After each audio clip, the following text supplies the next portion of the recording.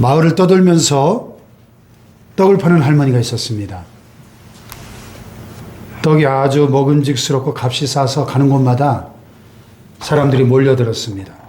한 번 떡을 사 먹어본 사람은 반드시 처음보다 더 많이 사가고 싶어 했기 때문에 자리를 펴자마자 떡은 순식간에 다 팔렸습니다. 하지만 이상하게도 떡이 잘 팔리면 잘 팔릴수록 이 할머니는 한숨을 길게 내쉬면서 그 마을에 다시 나타나지 않았습니다. 그날도 할머니는 낯선 동네에서 떡을 팔고 있었습니다. 여느 동네에서처럼 떡을 한 번 사간 사람들은 다시 와서 더 많은 떡을 사갔습니다. 그때였습니다. 한 어린 소년이 할머니 손에 금화를 내밀었어요. 이 금화만큼 떡을 달라는 거니? 아니요. 할머니께 산 떡에서 이 금화가 나왔어요. 제 것이 아니라 가져왔습니다. 이 떡장수 할머니는 사실 엄청난 유산과 사업장을 물려줄 후계자를 찾고 있던 중이었던 것입니다. 그동안 정직한 사람을 찾기 위해서 일부러 떡에다가 금화를 다 집어넣어가지고 그 떡을 팔면서 전국을 돌아다녔던 것입니다. 이런 경우를 두고 사자성어로 뭐라 그럽니까? 소탐대실. 소탐대실 들어봤죠? 적은 것을 탐하다가 큰 것을 놓치는. 많은 사람들이 당장 눈앞에 보이는 작은 욕심 때문에 큰 복을 받지 못하는 경우가 많다 하는 교훈입니다. 성경에 보면 하나님께서는 정직하고 진실한 사람을 기뻐하시고 그 사람과 동행하십니다. 아멘. 역대상 29장 17절에 보니까 다윗이 이런 기도를 드려요. 나의 하나님이여, 주께서 마음을 감찰하시고 정직을 기뻐하시는 줄 내가 아나이다. 참 다윗이 하나님의 마음에 합한 사람이라는 평가를 받았는데 다윗의 위대한 점은 무엇보다도 그의 정직함에 있어요. 그죠? 다윗은 참 정직한 인물이었습니다. 그래서 오늘 본문 이 시편 15편에서 우리가 정직하고 진실해야 될 이유에 대해서 조목조목 노래하고 있는데 이 시는 다윗의 시입니다. 이 시가 기록된 시기는 다윗이 법궤를 예루살렘 성으로 옮겨왔을 때예요. 그래서 여기 1절에 보면 여호와여 주의 장막에 머무는 자 누구 오며 주의 성산에 사는 자 누구 오니까. 여기에서 주의 장막은 바로 성막을 뜻합니다.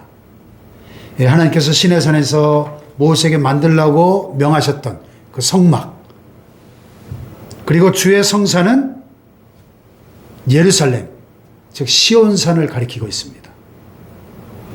다윗 왕이 예루살렘 성을 정복하고 나서 그 성의 이름을 시온산성, 다윗성 이렇게 개명하고 통치하게 됐을 때 그 이스라엘 나라가 점점 더 강성해져 갔죠. 그러나 하나님의 법궤는 산에 있던 그 아비아달이라고 하는 사람의 집에 오랫동안 방치되어 있었고 다윗은 그 사실을 생각할 때마다 너무너무 마음이 아팠어요. 왜냐하면 다윗은 자신의 그 견고한 왕위가 자기의 능력 때문이 아니라 하나님의 전적인 은혜 때문이라는 사실을 잘 알고 있었기 때문에 그 하나님의 법궤를 자기의 왕궁이 있는 시온성으로 예루살렘으로 모셔오고 싶어 했습니다. 이 법궤 안에 세 가지가 들어있었는데 첫째는 십계명을 새긴 두 돌판과 또 만나를 담은 항아리와 또 아론의 쌍난 지팡이, 이 세 가지 모두 하나님의 거룩한 임재를 상징하는 성물들이죠. 이 법궤를 모신 장소가 바로 지성소요, 성소요, 하나님의 거룩한 임재가 머물러 있는 성막이었던 것이죠. 그런데 다윗이 이 법궤를 모셔오는 과정에서 그만 실수를 하죠. 무슨 실수입니까? 하나님의 법궤는 반드시 구별된 레위지파 사람들이 어깨에 메고 운반해야만 했는데 잘못된 방법으로 소의 수레에다가, 그게 이제 편리하니까, 이 인본주의죠. 그러다가 이 소가 뛰니까 이 수레가 덜컹거리니까 법궤가 떨어지려고 하니까 웃사라고 하는 사람이 그 법궤를 안 떨어뜨리려고 붙잡다가 그 자리에 즉사하고 맙니다. 좀 하나님 너무하시다 싶지만은 이 인본주의적 신앙이 얼마나 위험한가를 잘 보여주는 스토리죠. 붙잡다가 그 자리에 즉사해요. 그래서 두려워진 다윗이 즉시 법궤를 오베데돔이라는 사람이 집으로 보냅니다. 석 달 동안 법궤가 오베데돔 집에 머물 때 그 법궤로 인해서 오베데돔 집 전체가 복을 받아요. 그래서 이번에는 율법에 지시한 대로 레위 지파 고앗 자손들에게 어깨에 매서 규례대로 딱 법을 지키면서 예루살렘 성 안으로 모셔 들어올 때 다윗이 너무 기뻐가지고 찬양대와 온 악기를 총동원해서 하나님을 찬양하면서 덩실덩실 막 춤을 추면서 얼마나 기뻐했는지 자기 막 바지춤이 흘러내려가는 것도 모르고 속옷이 막 팬티가 막 다 드러나는 것도 모르고 덩실덩실 춤을 추면서 하나님을 찬양했다는 어린아이처럼. 그렇게 법궤를 모시고 난 다음에 예루살렘 성 안에 성막에다가 법궤를 지성소에 모시게 된 거죠. 그래서 이 시편 15편은 그 즈음에 어느 날 성막에 들어가려던 다윗이 지난날 그 법궤를 잘못 운반하다가 일어났던 사건을 떠올리면서 두려운 마음으로 자신을 돌아보고 성막에 들어가기 전에 질문을 하는 형식을 취하고 있죠. 여호와여, 주의 장막에 머무는 자가 누굽니까? 주의 성산에 사는 자가 누굽니까? 질문하고 있죠.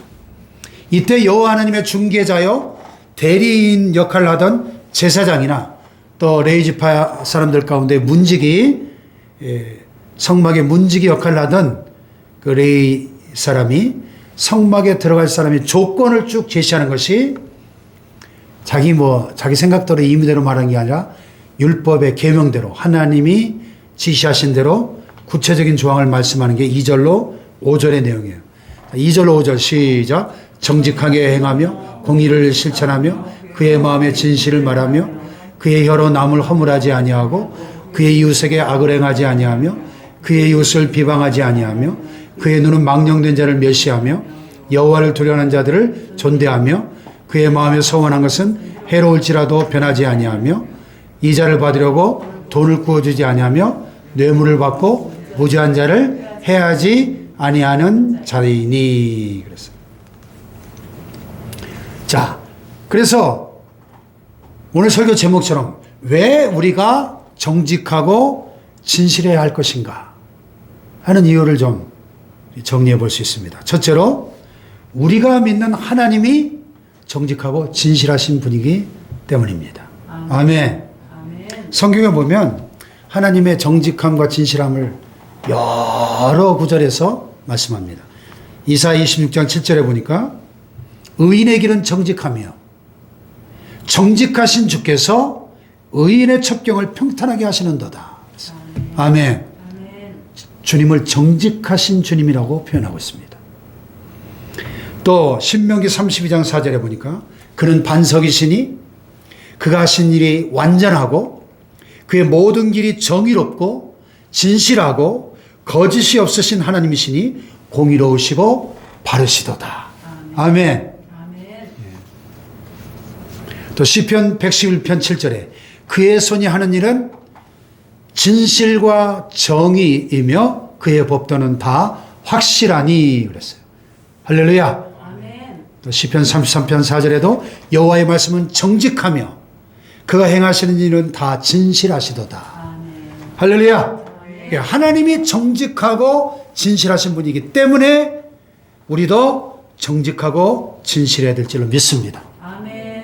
그렇기 때문에 하나님이 정직하고 진실한 분이시기 때문에 정직하고 진실한 사람을 하나님은 기뻐하시는 거예요. 그 사람과 함께 하시는 겁니다. 할렐루야. 시편 51편 6절에서도 다윗이 회개하며 이렇게 고백하잖아요. 중심에 진실함을 주께서 원하시오니. 할렐루야. 다 같이 중심에 진실함을 주께서 원하시오니. 주님이 오늘 우리에게 요구하시는 것, 원하시는 게 뭘까요? 중심의 진실함. 할렐루야. 두 번째로 왜 정직하고 진실해야 할까? 정직과 진실이 거짓을 이길 것이기 때문입니다. 아멘. 할렐루야. 아멘. 정직하면 손해볼 것 같고, 예? 정직하게 살면 세상에서 바보 취급당하고 왕따를 당할 수도 있어요. 거짓이 판을 치고 거짓이 득세하는 것처럼 보입니다. 그러나 우리는 믿습니다. 정직과 진실이 거짓을 이긴다는 사실. 할렐루야. 아멘. 왜냐하면 하나님께서 정직하고 진실하게 행할 것을 우리에게 명령하셨기 때문에. 명령. 할렐루야. 아멘. 한번 따라해 봅시다. 진실은 진실은 거짓을 이긴다. 거짓을 이긴다. 일제 말기에 천황 숭배를 거부했던 김용기 장로님의 이야기가 전해집니다. 김용기 장로님은 가나안 농군학교로 우리에게 더 유명하죠. 김용기 장로님. 이분은 경기도 양주에 있는 어느 기독교 가정에서 태어났는데 평생을 기독교 정신에 입각해서 농촌운동에 헌신하신 분입니다. 일제 말기에 일제가 광적으로 강요했던 신사참배, 동방요배, 정오묵도, 창씨개명 이런 그 핍박에 단 한 번도 응하지 않고 8.15 해방을 맞이할 수 있었습니다. 그가 그렇게 할 수 있었던 비하인드 스토리가 있더라고요. 이런 사건이 있었습니다. 그도 역시 신사참배와 국민의례를 거부함으로 수차례 경찰서에 끌려가서 발길로 걷어채이고 얻어맞고 고문을 당했습니다. 한 번은 이제 양주경찰서 고등계 한국인 순사에게 끌려가서 이 문제로 시비하던 끝에 다시 일본인 고등계 주임 형사에게로 넘겨졌어요. 또 거기서 또 한바탕 또 두들겨 맞고 그런 다음에 이 일본 형사가 다그쳤습니다. 다른 사람들은 다 국민의례를 지키는데 유독 너만 하지 않는 이유가 뭐냐? 그랬더니 이 김영기 장로님이 솔직하게 이렇게 대답했대요. 다른 사람들은 다들 한다고 하지만 그것은 억지로 하는 것에 불과한 것이요. 조선 사람이 일본인이 될 수 없는 것은 반대로 일본인이 조선인이 될 수 없는 것과 마찬가지요. 그러니 억지로 마지못해서 하는 것뿐인데 그렇게 하는 것은 차라리 안 하는 것만도 못한 것이요. 가령 묵념하면서 속으로 천황폐하를 욕하는지 어쩌는지 누가 알겠어. 사람의 마음속을 측정하는 기계가 있다면 모르지만 그러니 차라리 하지 않으면 천황폐하도 욕을 먹지 않고 내가 믿는 하나님도 욕되게 하지 않는 것이니 서로 피차 좋은 것 아니요? 이게 일본 형사가 들어보니까 그 말이 맞거든요. 네 말이 옳다 하면서 그따위로 하는 국민 의례라면 당연히 그만두는 게 낫다 인정을 한 거예요. 그리고 그 형사가 내 입장이 곤란하니까 다른 교회 가서는 그런 말을 하지 말고 김영기 장로 너희 교회에서는 하기 싫으면 그만두라 그랬어요. 그래서 해방될 때까지 다시는 그 김영기 장로인 교회는 그걸 강요하지 않았답니다. 예. 신명기 13장 18절에 보니까 내가 만일 내 하나님 여호와의 말씀을 듣고 오늘날 내가 내게 명하는 그 모든 명령을 지켜 내 하나님 여호와의 목전에 정직을 행하면 이같이 되리라. 어떻게 된다는 겁니까? 그 앞에 보면 번성의 축복을 약속하거든요. 우리가 하나님의 축복을 받고 번성하게 되려면 하나님의 목전에 정직을 행하면 이같이 번성하게 된다는 겁니다. 아멘. 할렐루야. 아멘. 예. 정직한 자가 번성하고 흥하는 거예요. 당장은 사기치고 거짓말하는 사람이 잘 되는 것처럼 보이지만 정직한 자가 반드시 흥하고 번성하게 되어 있는 것입니다. 아멘. 할렐루야. 아멘. 세 번째로 정직하고 진실한 말은 사람도 기쁘게 하고 감동을 시키는 거예요. 이 정직과 진실의 힘이에요. 독일의 위대한 철학자 임마누엘 칸트 들어보셨죠? 철학자 칸트. 이 칸트의 아버지가 폴란드 사람이었는데 칸트의 아버지가 고향인 폴란드의 슐레지엔으로 가기 위해서 말을 타고 산길을 지나가고 있었습니다. 그때 염려했던 대로 강도들이 나타나가지고 가진 걸 다 빼앗기고 타고 가던 말도 빼앗겼습니다. 강도가 물었어요. 또 숨긴 것이 없느냐? 없습니다. 그럼 가라. 그래서 다 다 뺏기고 무사히 강도들 틈을 빠져나와서 휴 한숨을 쉬는데 바지춤 밑에 보니까 비밀이 감춰뒀던 금덩어리가 아이고. 남아있음을 발견했어요. 그 순간 칸티 아버지가 고민합니다. 그러다가 강도들에게 다시 돌아가서 말했어요. 회개합니다. 아까 전에 내가 너무 무섭고 정신이 없어서 숨긴 것이 없느냐고 물을 때 없다고 대답했는데 가다 보니까 이 금덩이를 숨긴 것을 발견했습니다. 자, 받으십시오. 아이고. 그랬더니 강도가 너무 충격을 받고 자기가 빼앗았던 물건과 말을 도로 내주면서 그 앞에 엎드리더니 나를 위해 기도해 주십시오. 당신이 두렵습니다. 옛날에 교회 좀 다녔던 사람이 분명히 그죠? 강도가. 이 바보 같은 이 칸트 아버지의 순결함에 이 강도가 어떤 경외심을 느끼고 그 앞에 무릎을 꿇고 말았다는 겁니다. 여러분 이게 정직과 진실의 힘이에요. 아멘. 아멘. 예수님께서 뭐라고 했어요? 너희가 돌이켜 어린아이와 같이 되지 않으면 결단코 천국에 들어가지 못한다. 그랬지 않습니까? 이 어린아이들은 거짓말할 줄 모르잖아요. 순진무구한 어린아이들. 거짓과 불의가 판을 치는 세상 가운데서도 진실 앞에서는 누구나 떠는 겁니다. 아멘. 할렐루야. 아멘. 영국의 빅토리아 여왕이 남편 엘버트 공과 사소한 일로 말다툼을 하게 됐어요. 부부싸움 끝에 엘버트 공이 화가 나가지고 자기 방을 콱 문을 닫고 들어가 버렸습니다.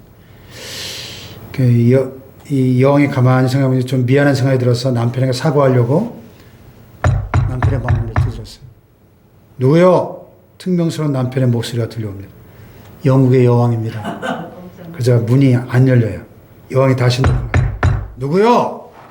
영국 여왕입니다. 역시 문이 열리지 않습니다.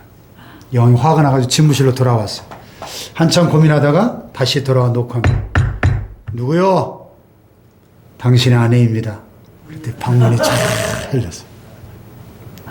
진실한 말은 상대방을 존중할 때 나오는 거예요. 아멘. 할렐루야. 빅토리아 여왕이 한 나라의 여왕에서 한 남자의 아내로 돌아오니까 남편을 존중하니까 엘버트 공이 감동을 받고 아내가 자신을 존중한다는 것을 깨닫고 문을 여는 겁니다. 할렐루야. 아멘. 자신의 생각이나 마음을 사람들에게 이야기할 때도 그 말 속에 요즘 표현대로 진정성이 있어야 감동이 되는 거 아니에요? 진정성이 있어야. 영혼 없는 멘트 감동 못 주죠. 진실이 담긴 말이 사람을 움직입니다. 아멘. 잠언 23장 15절에 보니까 만일 내 마음이 지혜로우면 나곧 내 마음이 즐겁겠고 만일 내 입술이 정직을 말하면 내 속이 유쾌하리라. 아멘. 아멘. 아멘. 네 번째로 정직하고 진실하면 마음에 참 기쁨과 평안이 넘치게 되기 때문입니다. 참 재미있는 얘기가 있는데 잭슨이라고 하는 사람과 루이스라고 하는 두 사람이 같이 동업을 했답니다. 둘 다 굉장히 머리가 비상하고 아주 사업 수완이 좋았던 것 같아요. 그래서 모조품을 사다가 진품이라고 속여가지고 몇 년 동안 장사를 했더니 엄청난 돈을 벌었어요. 근데 이제 그것도 하루 이틀이지. 이제 잭슨 집에서 파는 물건은 다 가짜다. 소문이 쫙 퍼지니까 손님이 어느 날부터 뚝 끊겼어요. 이제 더 이상 장사가 안 되는 거예요. 그래서 둘이 앉아가지고 작전을 바꿨답니다. 야, 우리 이럴 게 아니라 우리 따로따로 이제 흩어져서 5년 동안 이 신뢰를 좀 회복해야 되겠다. 그래서 이제부터는 작전상 정직하게 하기로. 5년만. 딱 5년만 정직하게 장사가 잘 안 되더라도 정직하게 해서 명예를 회복한 다음에 다시 한번 왕창 한 건 해먹자. 그래서 큰 돈을 벌자. 이렇게 작전을 바꿔가지고 5년 동안 둘이 나가서 정직하게 열심히 장사를 하다 보니까 돈은 잘 안 벌렸지만은 아무래도 수입은 작았지만 그래도 그렇게 사는 동안 정직하고 진실하게 살았더니 이제 소문이 평판이 바뀐 거야. 야, 잭슨 그 사람 참 정직해. 별명이 정직한 잭슨. 루이스는 고지식한 장사꾼. 이런 별명을 얻게 된 거예요. 자, 5년 후에 계획대로 둘이 다시 만나서 자, 이제는 신용을 회복했으니까 이제 짝퉁 가지고 한번 진짜라고 해도 다 믿을 테니까 한 건 왕창 하자. 그랬더니 이 잭슨이라는 사람이 이복에 돈은 좀 덜 벌었지만 지난 5년간 진실하게 살아보니까 참 마음도 편하고 잠도 잘하고 좋더라. 그럼 뭐 그냥 사는 게 좋겠구만. 그래서 그냥 둘이 정직하게 그냥 살았대요. 남은 평생. 아멘. 하나님 우리 마음을 감찰하시는 하나님이라고 말씀하십니다. 우리의 믿음의 진실성을 보십니다. 할렐루야. 구원받은 믿음에 만족하지 말고 정직하고 진실하신 하나님을 본받아 여러분 하나님을 전폭적으로 신뢰하면서 정직하고 진실한 신앙인들 될 수 있기를 축복합니다. 아멘. 할렐루야. 아멘. 시편 32편 11절에 보니까 너희 의인들아 여호와를 기뻐하며 즐거워할지어다 마음이 정직한 너희들아 다 즐거이 외칠지어다 그랬어요. 할렐루야. 정직한 사람에게 진정한 기쁨과 평안이 넘치게 될 줄로 믿습니다. 아멘. 할렐루야. 아멘. 다섯 번째로 거짓은 오래가지 못하고 정직과 진실은 성도의 의무이기 때문이죠. 여러분 거짓이 얼마나 가겠습니까? 어떤 신사가 길을 가다가 맹인 소녀가 동전통을 앞에 놓고 구걸하는 게 참 불쌍하게 생각돼서 지갑에서 10,000원짜리 지폐 한 장을 딱 꺼내가지고 넣어줬어요. 그랬더니 순간 이 소녀가 눈을 크게 뜨고 큰 액수에 놀라서 깜짝 놀라는 그런 눈치로 지폐를 살펴보는 거예요. 신사가 얘야 너 맹인 아니지? 그랬더니 소녀가 얼굴이 붉어지면서 아저씨 미안해요. 사실 우리 아저씨 대신 지금 앉아있는 거예요. 신사가 다시 물었어요. 그럼 너희 아저씨 어디 가셨니? 그랬더니 저희 아저씨 조금 전에 영화 보러 가셨어요. 그러더라고요. 진실한 입술은 영원히 보존되거니와 거짓 혀는 눈 깜짝일 동안만 있을 뿐이다. 눈 깜짝일 동안. 거짓이 얼마나 가겠습니까? 눈 깜짝일 동안만 있대요. 성경에 보니까 잠언에. 할렐루야. 여러분 목적을 달성하기 위해서 수단 방법을 가리지 않고 거짓된 방법을 쓰는 거 대단히 잘못된 것입니다. 신용만큼 중요한 명함이 없어요. 장사를 해도 속임수는 잠깐뿐인 것입니다. 우리가 어떤 홈쇼핑 같은 데서 물건 사고 사기당한 느낌 드는 경우가 많잖아요. 오렌지 같은 거 주문했다가 선전할 때는 뭐 큼직하고 먹음직스러워서 샀는데 집에 배달 온 거 보면 요만한 게 맛없고 하면 뭐라 그래요? 내가 한 번 속지 두 번 속나 봐라. 다시는 안 시킨다 그러잖아요. 그렇잖아요. 오래 유지하려면 신용을 간판으로 삼아야 되는 것이죠.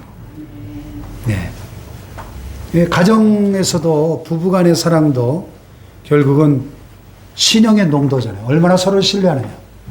부자지간에도 아들이 아버지의 말을 못 믿는 집안 이거 콩가루 집안이에요. 그 끝장난 집 아닙니까? 아들이 아버지의 말, 아이 뻥치고 있네. 아들이 아버지의 말에 그런다. 그렇게 반응한다면. 그리고 여러분 거짓에 기초한 정권이 얼마나 갈까요? 이 거짓 뉴스들 한 나라를 망치고 온 인류를 망치는 거예요. 거짓이. 절반은 진실이다. 그 말은요 전체가 거짓이라는 말하고 똑같아요. 절반의 진실이 어디 있습니까? 거짓을 섞어 탄 진리는 없어요. 여러 사람이 같은 말을 한다고 그것이 꼭 진실이라고 할 수 없습니다. 뭐 정경심 재판에 유죄가 나왔다고 40만 명이 뭐 청와대에 청을 올려가지고 100억을 모금하고 뭐 40만 명이나 400만 명은 청을 내도 거짓이 숫자가 많다고 진실이 되진 않아요. 그렇죠? 진실은 잠시 가려져 드러나지 않을 뿐입니다. 언젠가는 반드시 그 진가를 발휘할 줄로 믿습니다. 아멘.